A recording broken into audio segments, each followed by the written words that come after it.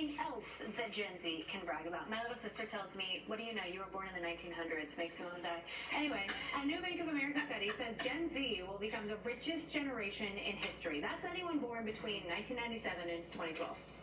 Ooh, I got two of them. So, I got two of them. Okay, so the report found that Gen Z will accumulate $36 million in the next 5 years and $74 trillion with a T. trillion?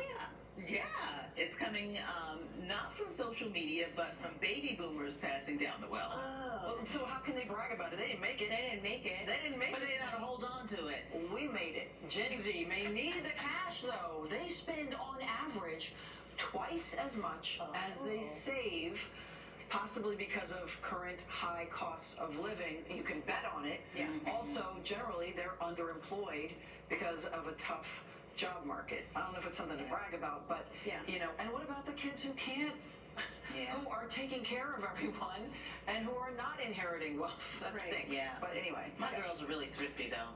They are. Yeah. So are my kids, man. All I want is a camper in the driveway. I don't even have to come to your house. Yeah. Just let me park my camper in the driveway to visit you. That's the least that they could do, Tony. Right. Come on. You know? Yes. I too am very cheap, but I like the word thrifty better. Let's get good. on this Sunday morning. 32 degrees, but it looks beautiful. We've got some deceptive sunshine because gorgeous blue sunny skies out there, even if it feels a little on the frigid side. Today is bright, but noticeably colder. We get clouds moving in late tonight. That is ahead of what's moving in by sunrise tomorrow morning. Overnight tonight, those showers show up, and in some spots, mainly north and west of I-287, some snow at the onset before transitioning to rain. Then tomorrow, rounds of it, so it looks like a pretty soggy start to the work week. Right now, our temperatures are still right around the freezing mark, just above it in Islip, Bridgeport, and Montauk, at freezing in Central Park. We're at 31 in Sussex, 21 in Liberty. Still feels much colder, though, with wind chills in the teens and 20s. It's not quite as blustery as it was last night. It was windy as that front moved through, but it's still breezy enough to make a difference. And this number, though, trending calmer as we move toward midday, so I think by lunchtime, we're not really noticing the wind as much. So that's good news, because as the front pulls away, wind calms down, and our highs in the upper 40s will feel more tolerable. But then we got to talk about what's coming. See that mess moving from St. Louis into Cincinnati? That rain is headed our direction and arrives overnight into tomorrow morning, just in time to make a mess of that early morning commute. Today, really nice to see the sunny skies. Yes, our highs are coming in 15 degrees colder than yesterday, but that's a lot closer to where we should be this time of year. And that with sunshine and calm wind should feel okay as long as you grab your coat as you head out the door. Some high clouds start to stream in just before sunset, more where that came from overnight. By midnight, we're mostly cloudy, and by, I would say 3, 4, 5 o'clock, we're starting to see a lot of life on radar. North of I-287 and west.